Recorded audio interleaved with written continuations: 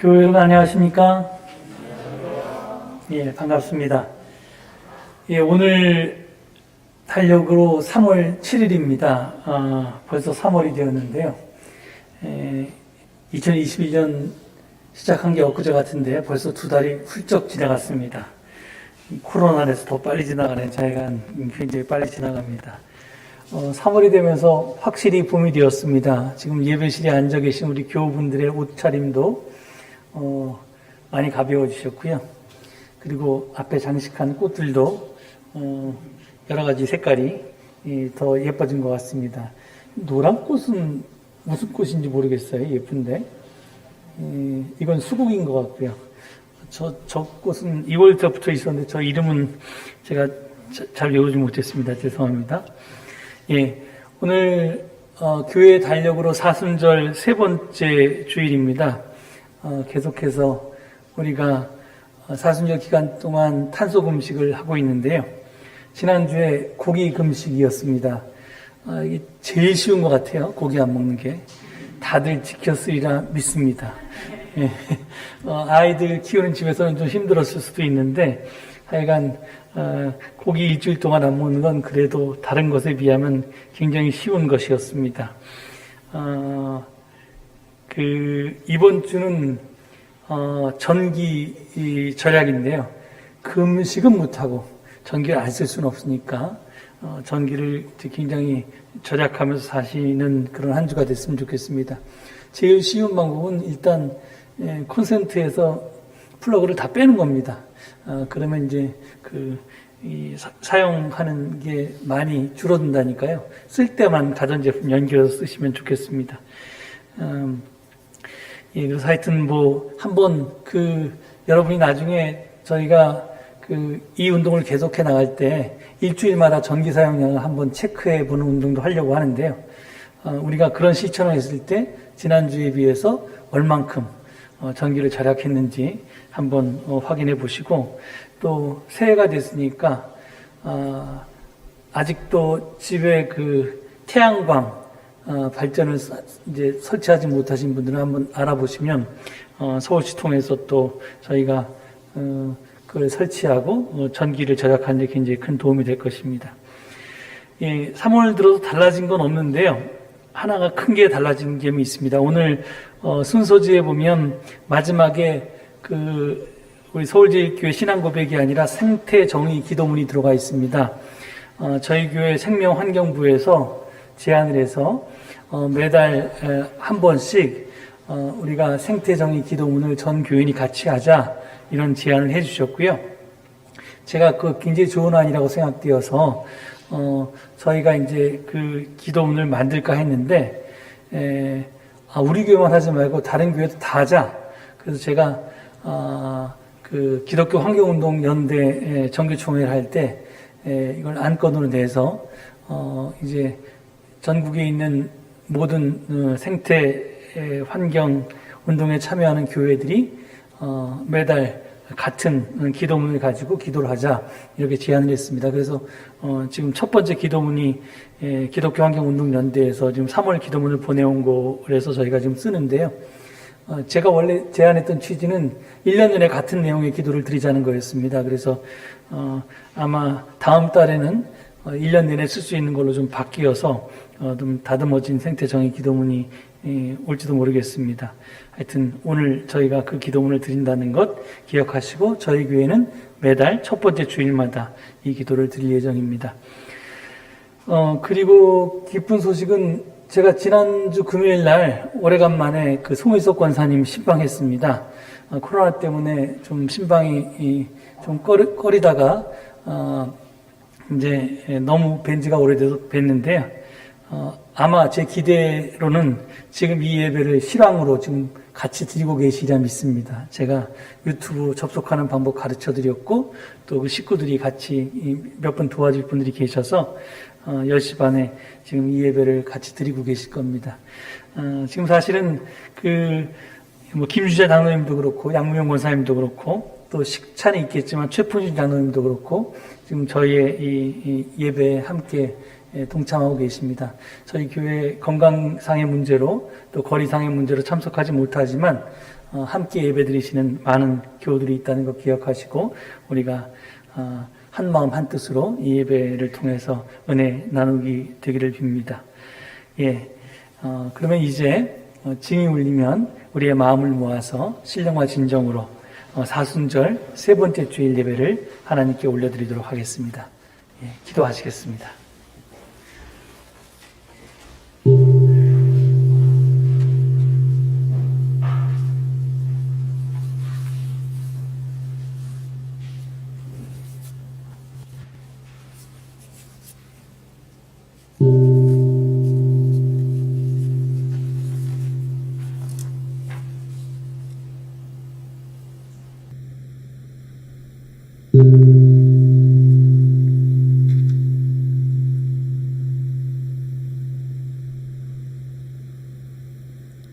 수고하고 무거운 짐진 자들아 다 내게로 오라. 내가 너희를 쉬게 하리라. 나는 마음이 온유하고 겸손하니 나의 멍에를 메고 내게 배우라. 그리하면 너희 마음이 힘을 얻으리니 이는 내 멍에는 쉽고 내 짐은 가벼움이라 하시니라. 아멘. 다 함께 우리의 삶을 결단하며 하나님께 예배를 드립시다. 모임 찬송 자리에서 일어서서 찬송가 39장을 부르시겠습니다.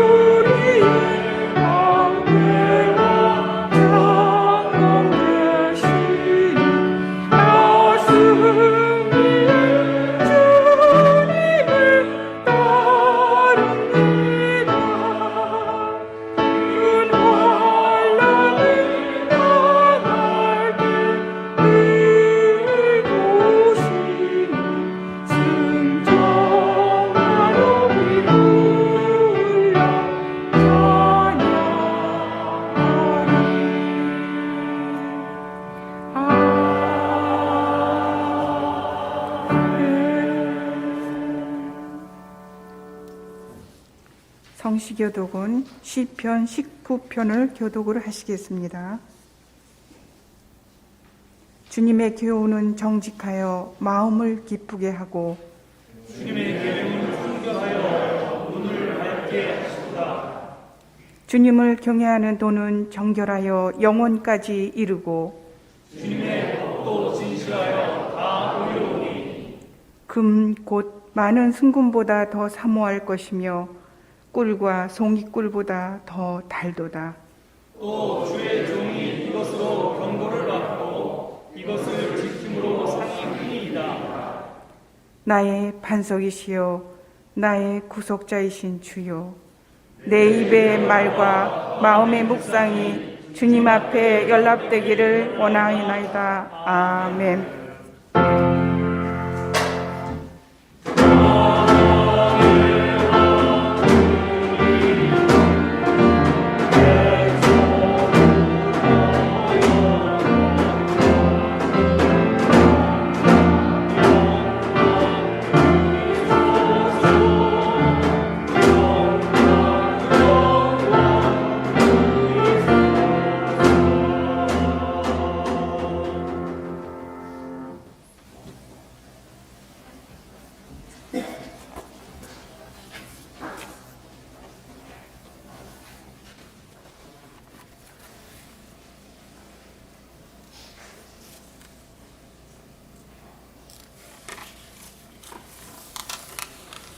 다 함께 기도드리겠습니다. 전지 만물을 창조하시고 모든 생명의 주인 되시는 하나님 아버지 감사합니다. 만물이 소생하는 새봄을 맞이하여 오늘 이렇게 당신 앞에 모여 예배드릴 수 있게 하시니 감사를 드립니다. 비록 코로나19로 인하여 모든 교인들이 함께 모이지 못하고 교회와 각 가정을 나뉘어 예배드리게 되었지만 우리 모두 한 마음으로 정성을 다하여 당신께 찬양과 예배를 올립니다. 하나님 아버지, 지금 세계는 사상 유례 없는 코로나 바이러스의 엄청난 유행으로 정상적인 일상이 중단되고 수많은 사람들이 목숨을 잃는 큰 고통을 받고 있습니다. 다행히 백신이 개발되어 접종이 시작되면서 코로나 극복의 빛이 보이고는 있다 하지만 아직은 언제 그 끝을 볼 수 있을지 알 수 없는 상황입니다. 하나님 아버지, 우리는 지난 1년여의 혹독한 경험 속에서 이 코로나 대역병이야말로 우리 인간들의 오만과 탐욕으로 당신이 창조한 이 세계를 탕진하고 파괴한 대가라는 사실을 깊이 깨닫고 있습니다. 하나님 아버지, 우리 인간들의 이러한 잘못을 용서하시고 하루빨리 코로나 역병으로부터 벗어나게 도와주소서. 그리고 우리 인간들로 하여금 자신의 잘못을 회개하고 생태 자연을 보호하고 자연과 공존하며 병든 지구를 살릴 수 있는 삶을 살게 하소서. 하나님 아버지, 코로나의 여파로 가난하고 약한 우리의 이웃들이 경제적으로 큰 고통을 받고 있습니다. 정부에서 여러 형태로 지원하고 있다고는 하지만 아직도 많은 사람들이 큰 어려움을 겪고 있습니다. 이들에게도 하나님의 은총으로 어려움 속에서도 큰 위로와 극복할 수 있는 힘을 주시길 기원합니다. 하나님 아버지, 촛불혁명이 있은 지 5년이 지난 지금 이 나라가 갈 곳을 잃고 혼란 중에 있습니다. 기득권자들의 저항으로 개혁은 실종되고 빈부격차와 사회 양극화는 더욱 심화되고 있습니다. 우리 국민이 피땀 흘려 일궈온 민주주의는 허구화되고 있습니다. 더구나 이 사회를 이끌어가야 할 지도층은 대의를 버리고 자신의 이익을 차리는 데만 몰두하고 있는 것 같습니다.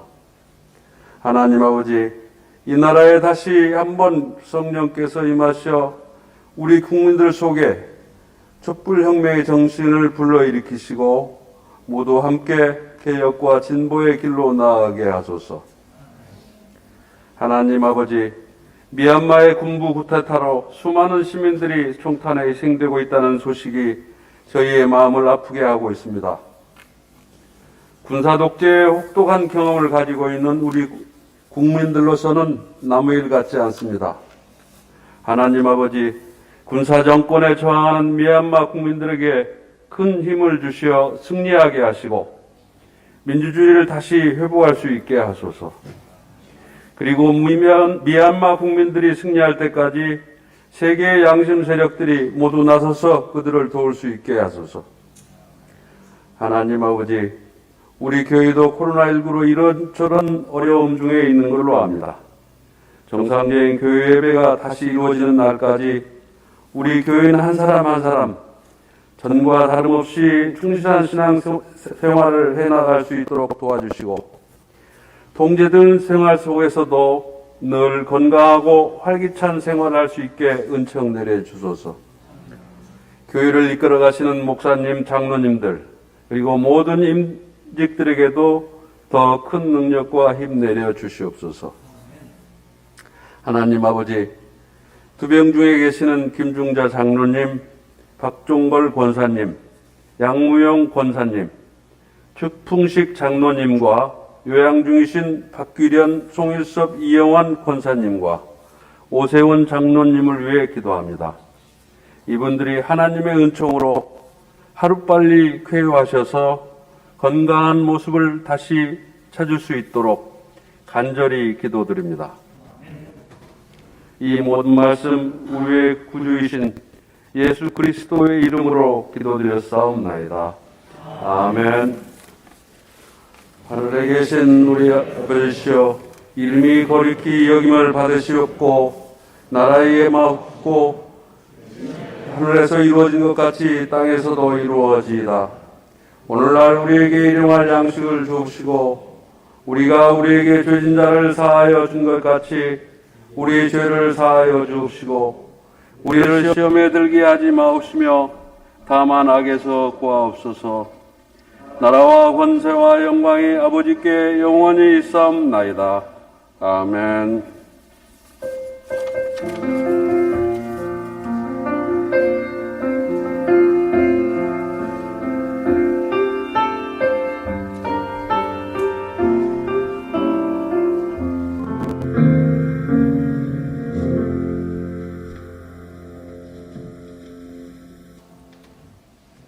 오늘 우리에게 주신 하나님의 말씀은 고린도전서 1장 18절에서 25절까지의 말씀을 한 목소리로 봉독하시겠습니다. 십자가의 말씀이 멸망할 자들에게는 어리석은 것이지만 구원을 받는 사람인 우리에게는 하나님의 능력입니다. 성경에 기록하기를 내가 지혜로운 자들의 지혜를 멸하고 청명한 자들의 청명을 패할 것이다 하였습니다. 현자가 어디에 있습니까? 학자가 어디에 있습니까? 이 세상의 변론가가 어디에 있습니까? 하나님께서는 이 세상의 지혜를 어리석게 하신 것이 아닙니까? 이 세상은 지혜로 하나님을 알지 못하였습니다. 하나님의 지혜가 그렇게 되도록 한 것입니다. 하나님께서는 어리석게 들리는 설교를 통하여 믿는 사람들을 구원하시기를 기뻐하신 것입니다. 유대 사람은 기적을 요구하고 그리스 사람은 지혜를 찾으나 우리는 십자가에 달리신 그리스도를 전합니다. 그리스도가 십자가에 달리셨다는 것은 유대 사람에게는 꺼리낌이고 이방 사람에게는 어리석은 일입니다. 그러나 부르심을 받은 사람에게는 유대 사람에게나 그리스 사람에게나 이 그리스도는 하나님의 능력이요 하나님의 지혜입니다. 하나님의 어리석음이 사람의 지혜보다 더 지혜롭고 하나님의 약함이 사람의 강함보다 더 강합니다. 아멘. 찬양 읽겠습니다.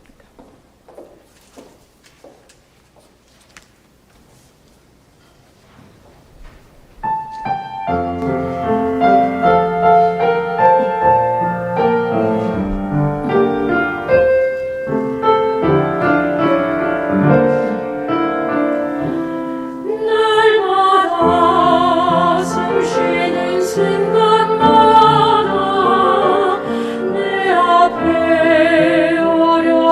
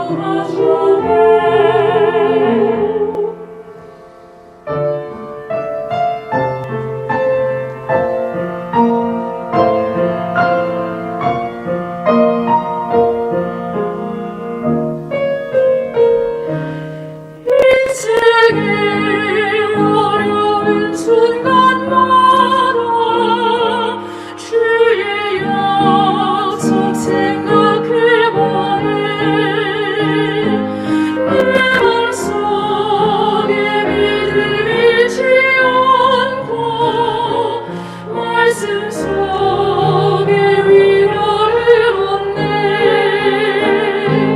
주님의 도우심 바라보며 모든 어려움이 기도하라. 흘러가는 순간순간마다 주의 약속 새겨봅니다. 숨쉬는 순간마다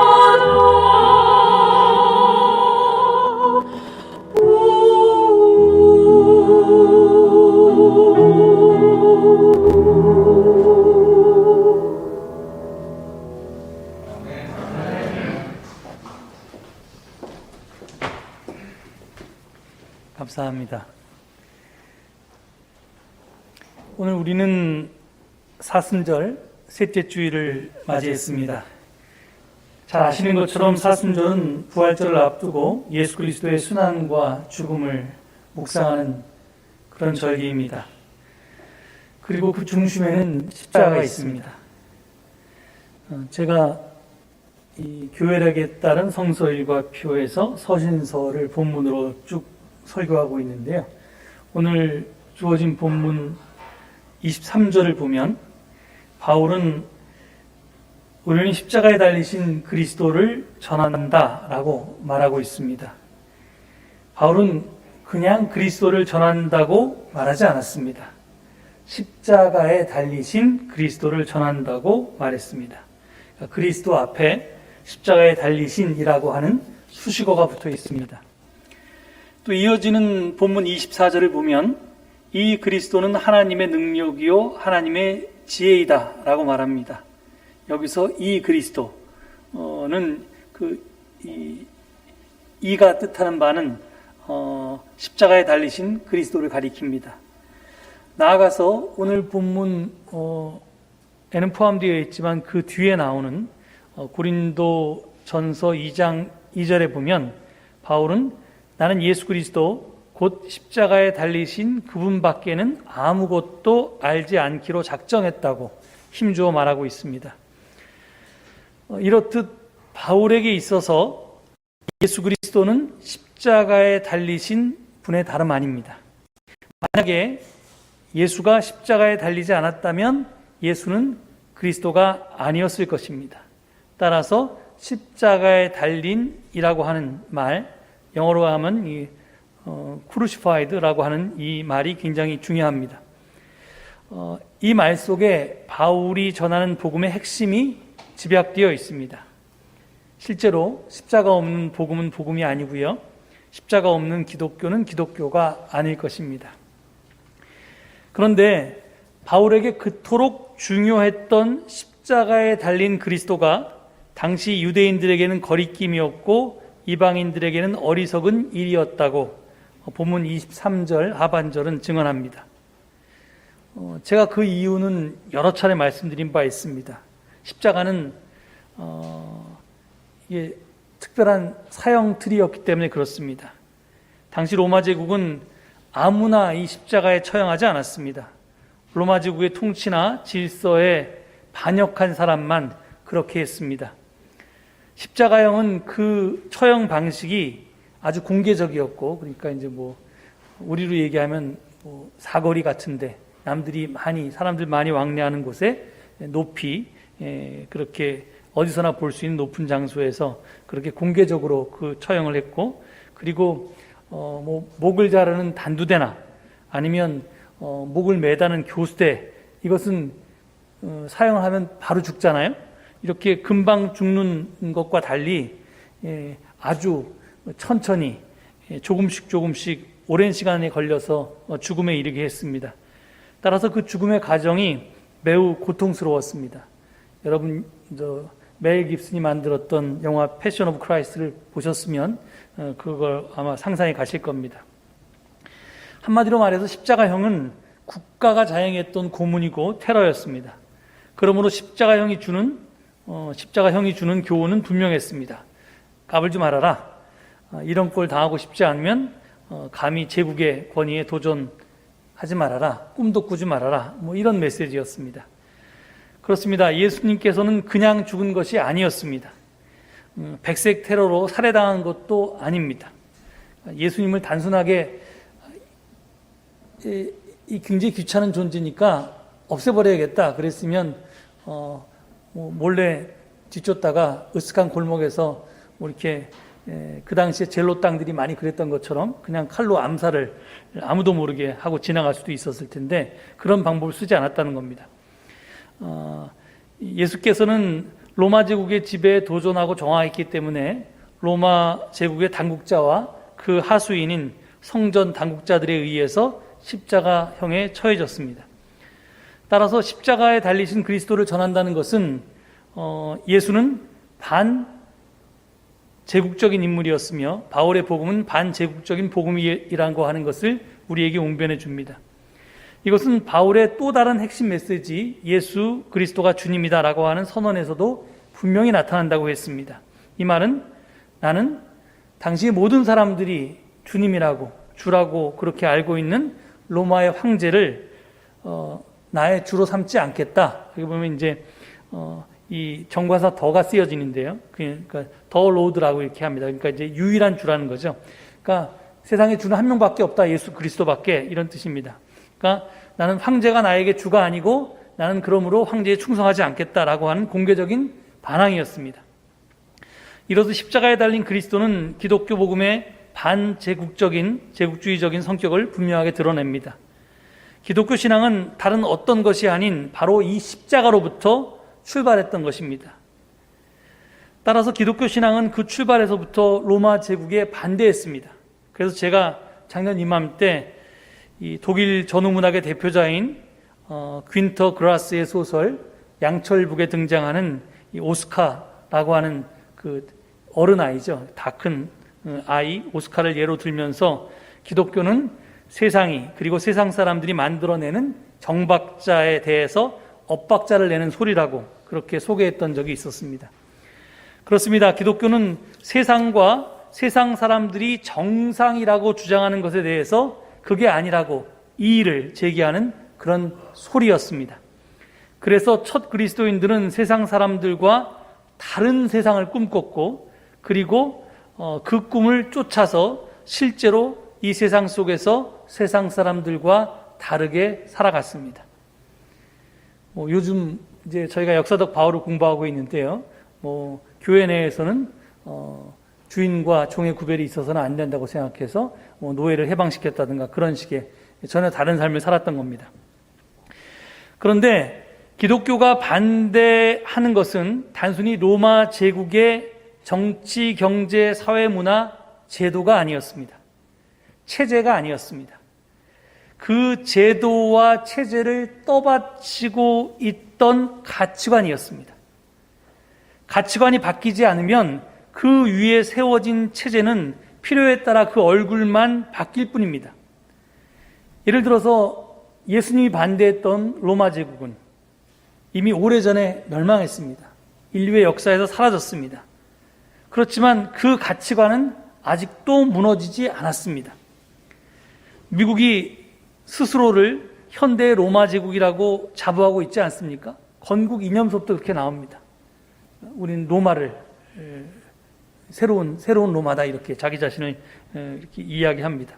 그리고 서양의 모든 문명들이 사실은 가장 부러워하고 지금까지도 닮으려고 하는 것이 로마 제국입니다. 제국은 사라졌지만 제국의 가치는 사라지지 않은 겁니다. 로마의 가치관은 아직도 건재합니다. 단지 그 가치관 위에 세워진 체제의 얼굴과 이름만이 시대와 장소에 따라서 바뀌었을 뿐입니다. 우리는 로마의 가치관을 흔히 로마의 평화라고 부릅니다. 이에 비해서 그에 반대한 십자가에 달린 그리스도가 좇은 그런 가치관을 그리스도의 평화라고 부릅니다. 이 두 가치관의 충돌은 단순히 체제의 충돌이 아닙니다. 그 체제를 떠받치고 있던 가치관, 즉 정신의 충돌이었습니다. 따라서 그것은 영적인 전쟁입니다. 육적인 전쟁을 넘어서는 영적인 전쟁입니다. 로마가 추구하는 가치관은 제가 힘이라고 말씀드렸습니다. 힘이 최고다. 그러니까 힘을 키우고 힘을 가져라. 그러면 다른 사람과의 경쟁에서 네가 승리할 것이다. 그리고 그 승리가 너에게 안녕을, 평화를 가져다 줄 것이다. 이것이 개인과 사회와 국가의 구호였고 가치였고 목표였습니다. 그리고 바로 이것이 오늘 본문 19절이 말하는 지혜와 총명의 다름 아닙니다. 또 본문 22절이 말하는 유대 사람이 요구하는 기적이요 그리스 사람이 찾는 지혜의 다름 아닙니다. 요즘 말로 바꿔 말하면 승리주의, 성공주의 또는 번영신학 이런 것이 될 것입니다. 하지만 그렇게 힘을 추구해서는 결코 평화를 이룰 수가 없다고 했습니다. 힘을 통해서 이루려는 평화는 거짓 평화고 헛된 망상에 불과합니다. 인류 역사가 그것을 분명하게 우리에게 증거해 줍니다. 한쪽이 다른 한쪽을 힘으로 완전히 제압했을 때 또는 양쪽의 힘이 팽팽해서 이게 지금 핵전쟁이 잘 일어나지 못하는 것처럼 내가 핵을 쏘면 상대방도 우리나라에 핵을 쏠까봐 핵무기를 마음대로 쓰지 못하는 것처럼 그렇게 팽팽하게 힘의 균형을 이루고 있는 상태는 임시적이지 영구적일 수 없습니다. 여러분 그걸 잊으시면 안 되는데요. 세상에서 발명된 무기 중에 사용되지 않은 무기는 이제껏 한 번도 없었습니다. 지금 핵무기는 다행히 며칠 전이 우리가 히로시마 원폭을 기억하는 그런 기념일이었는데요. 아직까지 인류가 발명해놓고 쓰지 않은 수소폭탄 같은 것이 있지만 이것이 언제 쓰일지는 사실은 지금 힘의 균형이 있기 때문에 안 쓰고 있지만 이 힘의 균형이 깨지면 또 어떻게 또 쓰일지 모르니까 이게 굉장히 위험한 겁니다. 하여튼 이게 임시적이지 영구적일 수 없다는 겁니다. 따라서 힘에 의한 평화는 오래가지 못하고 곧 깨어지고 맙니다. 그래서 결국 힘에는 힘으로 폭력에 폭력으로 맞서는 폭력의 악순환이 인류 역사 동안 계속되어 왔습니다. 개인적인 성공도 마찬가지입니다. 성공이라고 하는 것은 남과의 경쟁에서 이기는 것을 뜻합니다. 그러니까 나보다 더 높은 자리, 나보다 더 많은 재와 나보다 더 큰 권력을 가진 사람을 내가 만나게 되면 경쟁심이 생깁니다. 그래서 그와 경쟁해서 다행히 이기면 성취감이 들겠지만 지면 패배감 때문에 불행합니다.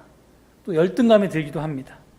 그런데 그러면 이 성취감 때문에 행복한 사람은 그 행복이 영원하냐? 절대로 그렇지 않지요. 성취감으로 인한 행복은 아주 잠깐입니다. 곧 또 다른 경쟁자가 등장하고요. 그러면 또 그와 경쟁 상태에 들어가야 합니다. 전쟁에 빠져들게 되는 겁니다. 그러니까 우리는 평생을 경쟁하면서 살게 됩니다. 그래서 학생들이 속으면 살잖아요, 평생? 이거 학교 다닐 때 부모님들이 열심히 공부해서 좋은 대학 들어가면 너 아주 행복하게 잘 살 수 있다. 남자친구, 여자친구 대학 들어가면 사귀면서 재밌게 살 수 있다. 요즘 대학생들이 대학 들어가면 뭐해요?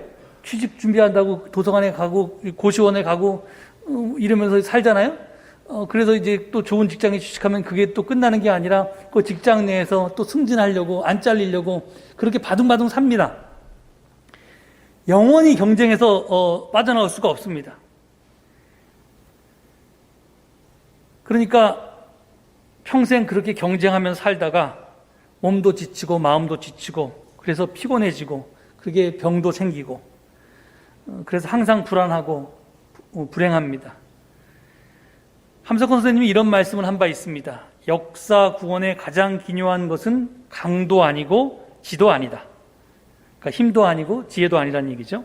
언제나 싸움의 원인, 멸망의 원인은 강에 있었고 지혜에 있었다. 그것은 반드시 자기보다 강하고 간악한 강과 지혜의 대적을 불러내고야 만다. 그러므로 칼을 쓰는 자는 칼로 망한다는 것은 영원한 진리이다. 우리는 칼을 들어서 상대방을 압도하길 원하지만 그렇게 되지 않는다는 것이 우리의 삶이나 인류의 역사가 우리에게 분명하게 가르쳐 줍니다. 이에 비해서 예수님은 힘의 힘으로 폭력의 폭력으로 대항하지 않는 전혀 다른 길을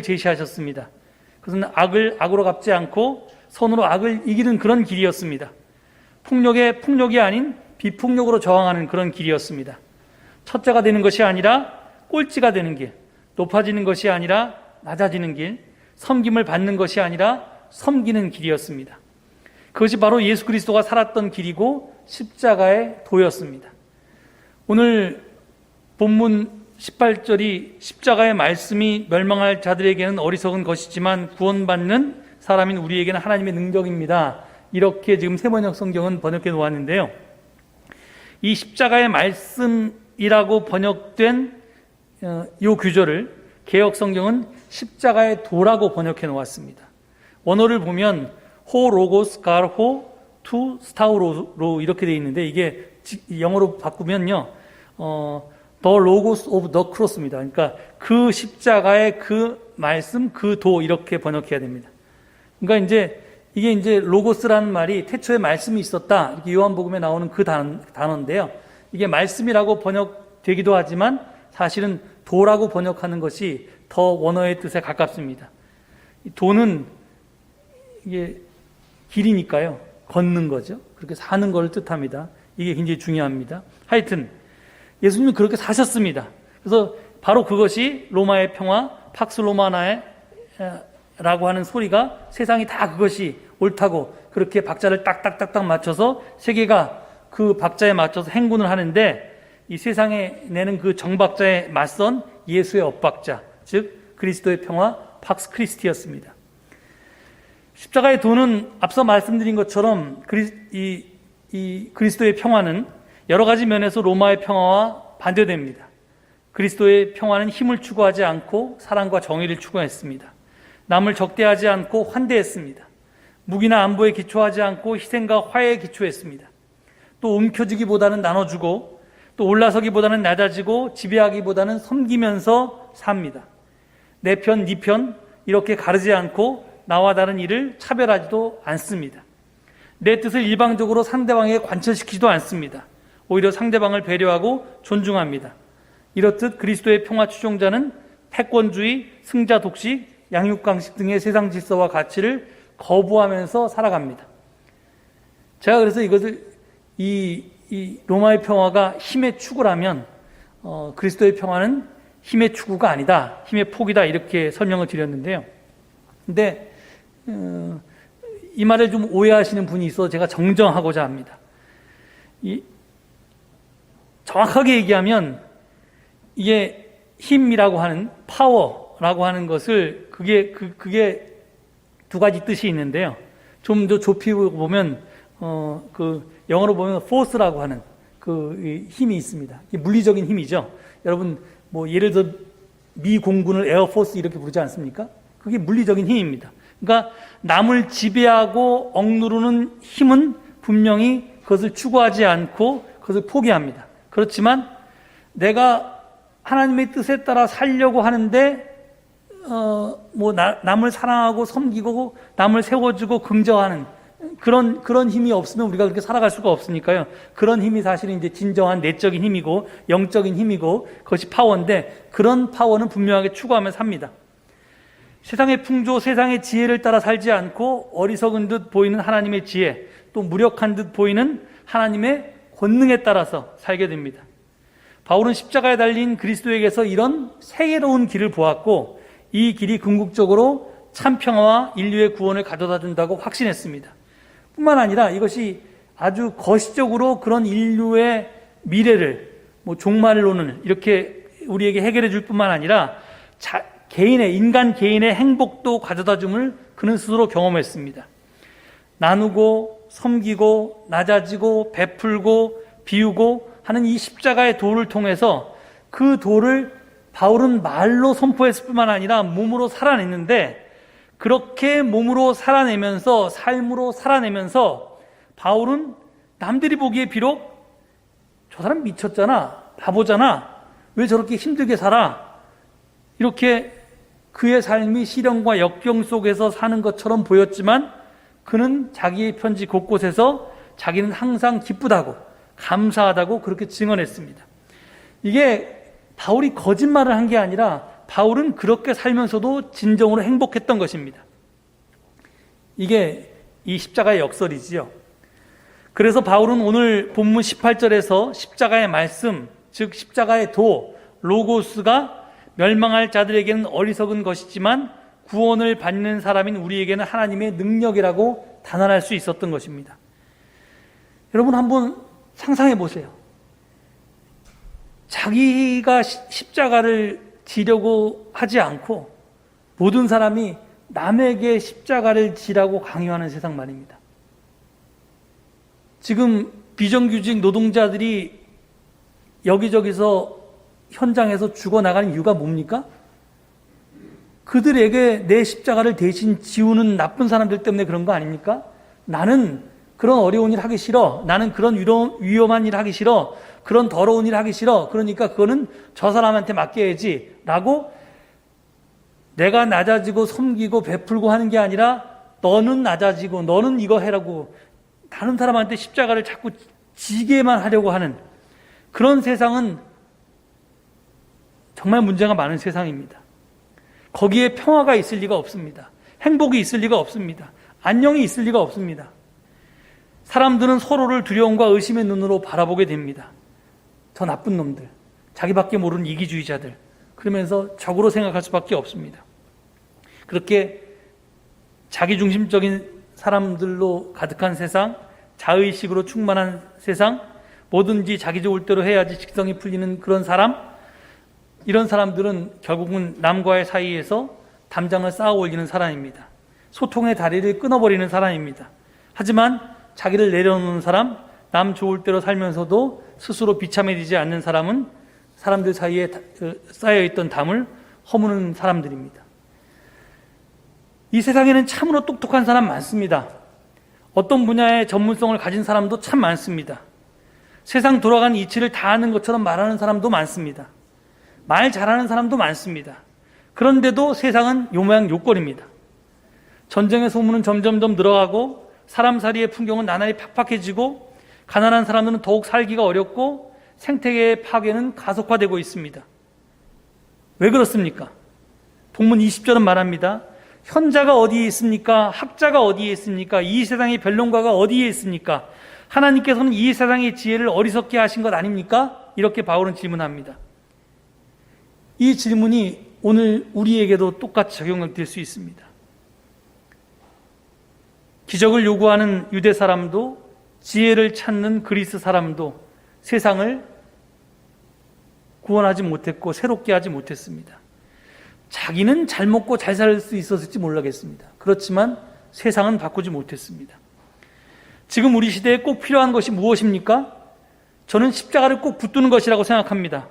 그래서 바울은 고집스러울 정도로 십자가에 달리신 그리스도만 전하겠다고 말했던 것입니다. 어리석어 보이는 십자가야말로 우리가 더불어 함께 사는 길임을 알기에 바울은 그 길을 전하고 있는 것입니다.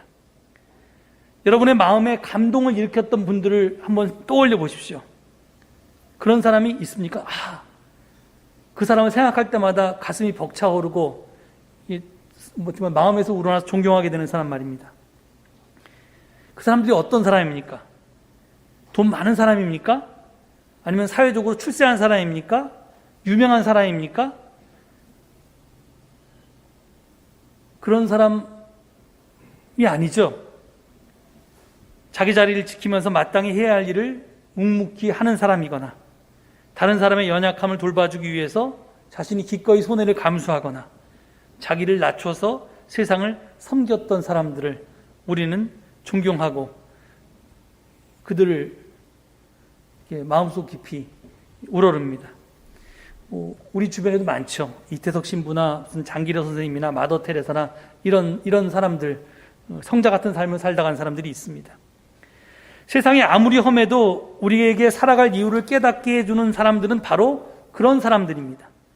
세상은 그런 사람을 어리석다고 말합니다. 십자가를 진다는 것은 어리석어 보이는 그런 삶을 능동적으로 택하는 것입니다. 세상의 눈으로 보면 그들은 바보들입니다. 하지만 그들은 거룩한 바보들입니다. 하나님은 그런 거룩한 바보들을 통해서 이 세상을 치유하고 계십니다. 시인 박노해가 거룩한 바보처럼이란 시에서 이렇게 노래한 바 있습니다. 진리를 말하는 사람이 있고 진리를 살아가는 사람이 있다. 하나님을 말하는 사람이 있고 하나님을 느끼게 하는 사람이 있다. 사랑한다고 말하지 않지만 사랑으로 자신을 내어주는 이가 있다. 거룩한 바보처럼, 사랑의 바보처럼. 바울은 그리스도가 아니라 십자가에 달리신 그리스도를 전한다고 했다고 했습니다. 십자가는 기독교에 더불어 있는 액세서리가 아닙니다. 귀걸이, 목걸이가 아닙니다. 십자가는 말도 아닙니다. 십자가는 삶입니다. 그런데 지금 우리에게 십자가는 액세서리나 말에 그치고 있지는 않습니까? 아까 제가 십자가는 도라고 했습니다. 길이라고 했습니다. 이 길은 구경하라고 있는 게 아니라 그 길을 따라서 걸으라고 있는 것입니다. 그런데 지금 우리 기독교가 그 길을 따라 걷고 있습니까? 그것을 잃어버리면 기독교가 더 이상 아닐 텐데 우리는 근본을 잃어버린 것은 아닙니까? 우리 그리스도인들이 그 근본을 잃어버린 것을 안에 있는 우리는 모릅니다. 맨날 이렇게 예배드리고 찬송하고 친교하고 하면서 이것이 신앙생활인지 알기 때문에 우리는 모릅니다. 그런데 교회 밖에 있는 사람들은 금방 압니다. 저 사람들이 모이는데 뭐 그리스도의 향기가 풍기는 게 아니라 탐욕의 악취만 풍긴다.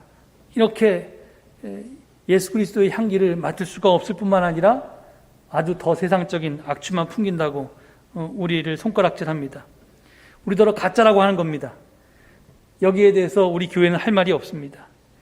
가짜꽃 조화가 향기를 낼 수 없는 것처럼 우리 기독교가 정말 무늬만 기독교인 이 기독교는 이웃에게 그리스도의 향기를 풍길 수가 없습니다. 이제 정말로 다시 시작해야 합니다.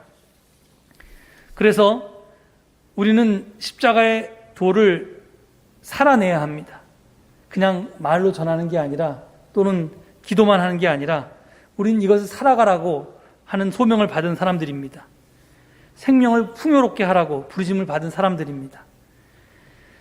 우리가 자랑하는 이 십자가는 앞서 말씀드린 것처럼 부적도 아니고 구원을 가리키는 기호도 아닙니다. 우리가 택해야 할 생활 방식입니다. 십자가는 죽음입니다. 믿는다는 것은 우리 옛사람을 그리스도와 함께 십자가에 못 박고 새로운 존재로 거듭나는 과정이어야 합니다. 죽어야 삽니다. 교회도 마찬가지입니다. 제가 아까 앞서 소개한 것처럼 정말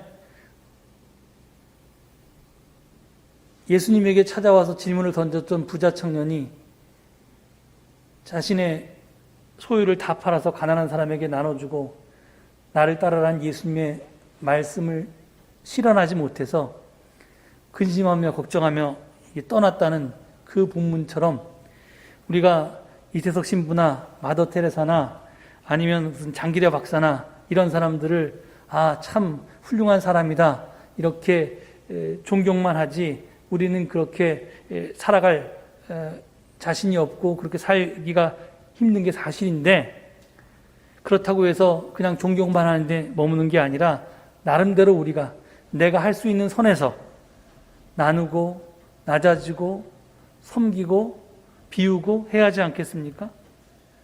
저는 우리가 지금 전개하고 있는 이 사순절의 탄소금식도 그런 일이 하나라고 생각합니다. 물론 여러 가지 이유시지만 이게 나만 잘 먹고 잘 살겠다고 지금 이 일을 하는 게 아니지 않습니까? 우리의 후손들을 위해서, 나의 이웃들을 위해서. 나는 뭐 가진 게 있기 때문에 날씨가 더워지면 에어컨도 사고 날씨가 추워지면 뭐 따뜻한 데에서 난방 쓸 수 있지만 그렇지 못한 지역에 사는 사람들, 그렇지 못한 형편에 있는 사람들을 위해서 이 지구 환경을 지키고 함께 더불어 사는 세상을 만들기 위해서 내가 기꺼이 덜 쓰고 나누고 재활용하고 그리고 비우고 그렇게 살겠다. 우리가 할 수 있을 만큼 실천한 이 일도 저는 십자가를 지는 일 중에 하나라고 생각합니다. 저는 이 아름다운 계절에, 이 복된 사순절의 계절에 우리가 십자가 지는 훈련을 정말 철저히 할 수 있기를 바랍니다. 부자청년처럼 우리가 모든 것을 다 팔아서 가난한 사람에게 나눠줄 수는 없을 것입니다. 그런 십자가는 질 만큼의 깜냥이 우리는 안 될지 모릅니다. 하지만 우리가 질 수 있는 십자가는 기꺼이 지면서 그 속에서 바울처럼 기뻐하고 감사함을 하는 삶을 살아가면서 우리가 져야 될 십자가의 양을 조금씩 나도 모르는 사이에 더 걸머질 수 있는 그런 그리스도인으로 거듭날 수 있기를 간절히 축원드립니다. 예, 이 말씀 되새기시면서 침묵 가운데 함께 기도하시겠습니다.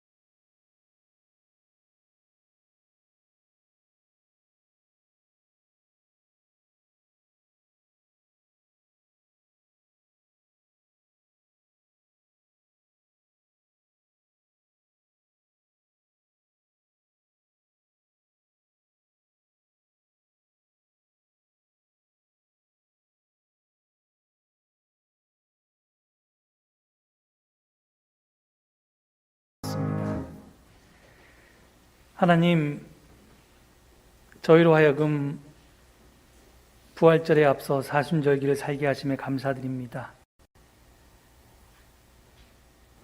십자가 없이 부활 없듯이 우리의 낮아짐과 희생과 나눔과 섬김이 없이 세상이 좋아질 수 없음을 다시 한번 확인합니다. 늘 예수님께만 그 무거운 십자가를 맡기고 우리는 뒷짐짓고 가만히 있으려는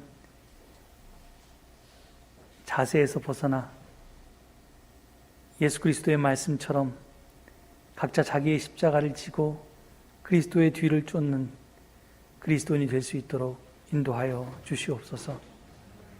우리가 그 길을 살아가면서 힘들고 지칠 때마다 함께 십자가를 지고 묵묵히 우리와 함께 걸으시는 예수 그리스도를 발견하게 하시고 언뜻 보기 어려워 보이는 그 길이 고난과 순환의 길이 아니라 참다운 기쁨과 구원의 길임을 깨닫게 우리를 인도하여 주시옵소서.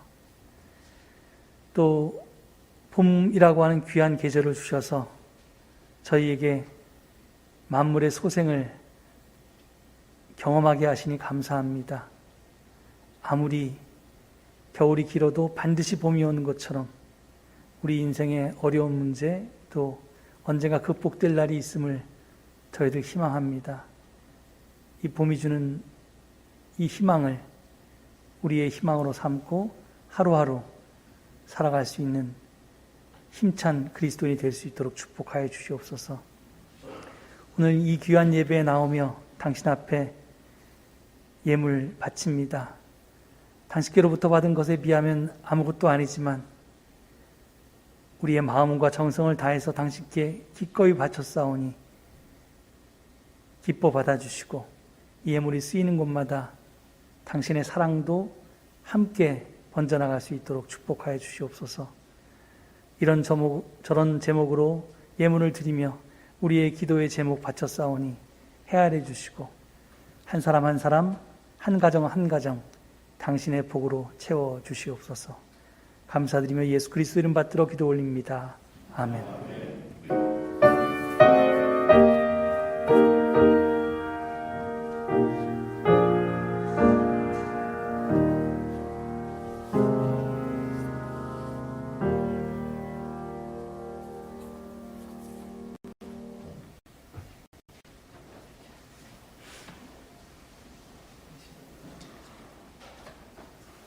전후 좌우에 계신 분들과 평화 인사를 나누시겠습니다.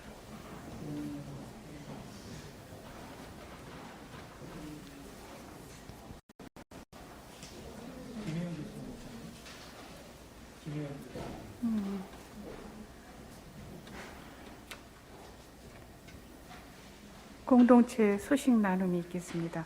1번, 오늘 교회와 각 가정에서 함께 예배 드리시는 모든 분을 환영합니다. 2번, 탄소 금식 4주 실천 과제 전기 사용량 줄이기. 3월 10일이는 후쿠시마 핵사고 발생일이고 사고 후 지난 8년간 피해는 여전히 계속되고 있습니다. 핵발전은 기후변화의 대안이 아닙니다. 우리가 생활 속에서 할 수 있는 일은 전기 사용량을 줄이는 일입니다. 3번, 상반기 장학생 선정 및 지급. 상반기 의관 장학생으로 오세민, 오국한 집사 아들, 김한성, 사드배치 반대 김천 시민 대책위, 김종희 기획팀장 아들 두 학생이 선정되어 각각 장학금 100만 원씩을 송금했습니다. 동경 조선 중고급 학교에는 하반기에 한꺼번에 보낼 예정입니다. 장학 헌금이 예산이 100만 원이 초과했습니다. 많은 헌금해 주심을 감사드립니다. 4번, 기후위기 기독교 비상행동 출범식. 우리 교회와 교인 8명이 집행위원으로 참여한 기후위기 기독교 비상행동 출범식이 오는 9일 화요일에 오전 11시에 있습니다. 줌으로 참여 바랍니다. 5번, 역사적 바울의 도전 4강 10일 수요일 오전반 10시 30분, 오후반은 8시. 동참하실 분은 사무실로 신청 바라며 모임에 참여하지 않더라도 개인적으로 유튜브 강의는 꼭 수강하시기 바랍니다. 6번 모임 장기발전위원회 오늘 오후 2시 줌으로 2021년 후쿠시마 10주년 탈핵연합 예배 10일 수요일 오전 11시에 줌으로 정기재직회 다음 주일 오후 2시 줌으로 7번 기타 소식 천년주일 다음 주일은 청년주일로 지킵니다. 한국기독청년협의회 EYCK 제46자 정기총회 2021년 3월 7일 저녁 7시 서대문 이재공간 및 온라인으로 하신다 합니다. 8번 교우 소식 주보를 참조해 주시고요. 9번 중보기도 투병 중이신 김중자 장로님, 박종걸 권사님, 양무용 권사님, 유영지 학생, 책풍식 장로님을 위해 기도해 주시기 바랍니다. 요양 중이신 박기련, 송일섭, 이용환 권사님 및 오세훈 장로님을 위해 기도해 주시고요. 코로나19로 큰 어려움을 겪고 있는 교우들과 그 사업체를 위해 기도해 주시기 바랍니다. 그리고 오늘 김혜영 교수님께서 저희 예배에 함께 참석해 주셨습니다. 감사합니다. 박수로다가 환영의 박수를 드리겠습니다.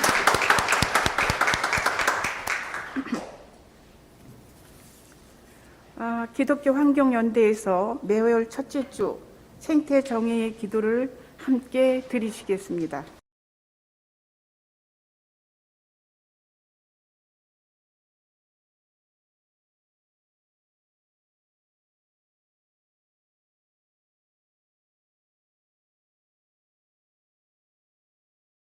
어리석음과 끝이 없는 탐욕으로 너무나 빠른 속도로 진행되고 있는 기후 변화로 인해 당신의 손으로 빚으신 거룩한 창조 세계가 파멸의 위기에 처했음을 고백하고 참회합니다. 우리를 불쌍히 여겨 주시옵소서.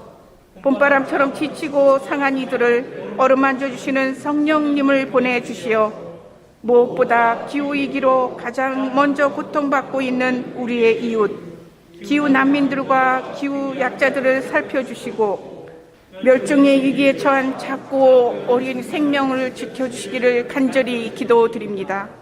사순절을 살아가며 조그만 십자가의 길을 두려움 없이 당당하게 걸어가신 예수님을 바라봅니다. 이제 우리가 기후 위기로 인한 절망과 두려움을 이겨내고 그리스도께서 앞서가신 생명의 길을 올곧게 따라가게 되기를 새 하늘과 새 땅에 아름다운 생명의 꽃을 활짝 피우게 되기를 바랍니다. 길이요 진리요 진리신 예수 그리스도의 이름으로 기도드립니다. 아멘. 보냄 찬송 찬송가 459장을 함께 부르시겠습니다.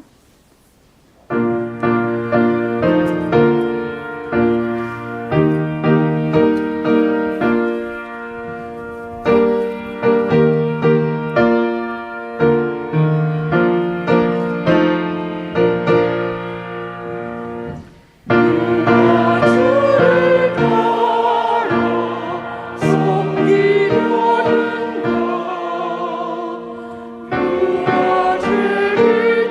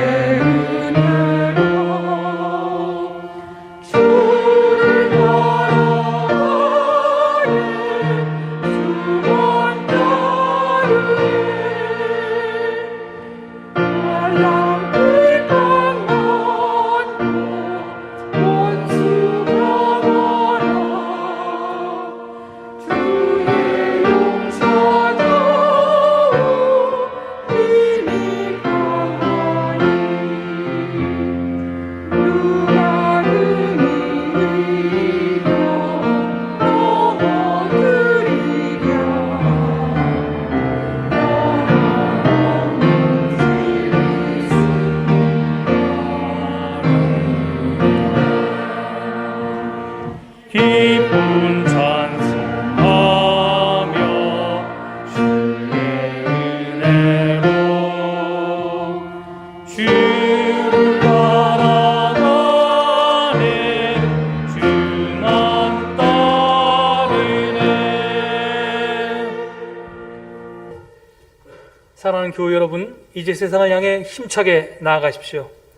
이 복된 계절 사순절에 예수 그리스도가 앞서가신 십자가의 길을 뒤따라 가십시오. 비록 세상이 바보라고 비웃어도 거룩한 바보가 되어서 여러분이 할 수 있는 변화를 실행하십시오. 그리고 그 가운데 바울처럼 참다운 기쁨과 감사를 경험하면서 진정한 승리자가 되십시오. 지금은 예수 그리스도의 은혜와 하나님의 극진하신 사랑과 성령님의 도우심과 함께 하심이 오늘 주님 앞에 나와 함께 예배하고 이제 세상으로서도 돌아가는 주의 백성들 위해 그 가정과 일터 위에 지금부터 영원토록 함께 하옵시기를 간절히 축원하옵나이다. 아멘.